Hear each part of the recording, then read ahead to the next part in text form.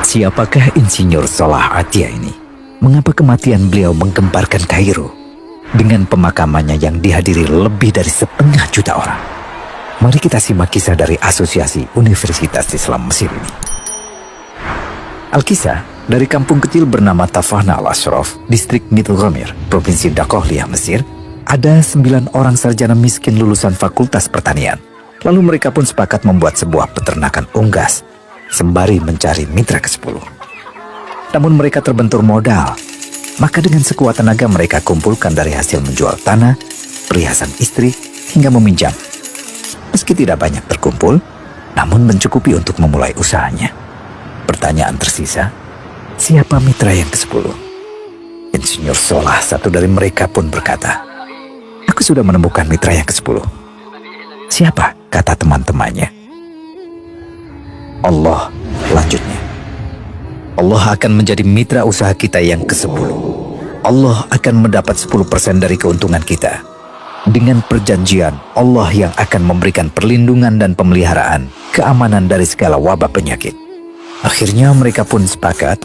Kontrak kerjasama pun ditulis secara rinci dan dicatatkan ke notaris, lengkap dengan peran mitra ke-10 tersebut. Tak disangka, setelah 1 musim bisnis mereka langsung meroket, jauh dari yang dibayangkan sebelumnya. Lalu mereka pun kembali bersepakat menambah jatah keuntungan mitra ke-10 menjadi 20% di musim kedua, dan begitu seterusnya hingga mencapai 50%.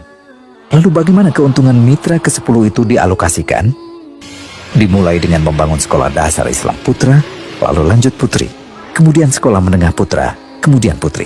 Tambah lagi madrasah aliyah putra, lalu putri. Tapi karena keuntungan terus membanjir, akhirnya dibentuklah Baitul Mal.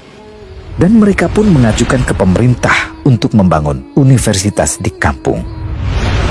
Awalnya ditolak dengan alasan tiadanya akses bagi para mahasiswa. Tak berapa lama mereka pun mengajukan pembangunan universitas lengkap dengan stasiun kereta beserta jalurnya dengan biaya mandiri. Akhirnya permintaan ini disetujui, dan pertama dalam sejarah Mesir berdirilah sebuah universitas di perkampungan kecil. Semakin berkembang, dibangun pula fakultas kedua, ketiga, keempat hingga asrama putri dengan kapasitas 600 kamar. Lalu asrama putra dengan 1.000 kamar. Tiket kereta api pun digratiskan untuk memudahkan transportasi menuju kampung tersebut. Tak cukup hanya itu, dibangun Baitul Mal berikutnya hingga hilang kemiskinan di daerah tersebut. Dan program ini diduplikasi ke kampung-kampung lain hingga bisa dikatakan tak ada kampung yang disinggahi Insinyur Solah kecuali akan dibangun Baitul Mal untuk warga. Bantuan pun diberikan untuk fakir miskin dan para janda. Pemuda pengangguran pun dilatih untuk mengelola perkebunan sayur hingga mandiri, bahkan sampai bisa mengekspor ke negara tetangga. Pada saat panen raya, seluruh penduduk dikirimi paket sayur. Di hari pertama Ramadan diadakan buka puasa bersama untuk seluruh penduduk desa. Mereka memasak dan hadir ke lapangan yang dipenuhi beraneka makanan. Disiapkan juga perabotan untuk gadis-gadis yatim yang ingin menikah. Dan ini semua merupakan sedikit dari banyaknya kebaikan yang dilakukan oleh Insinyur Solah. Hingga pada akhirnya disepakatilah keuntungan perusahaan 100% untuk Allah.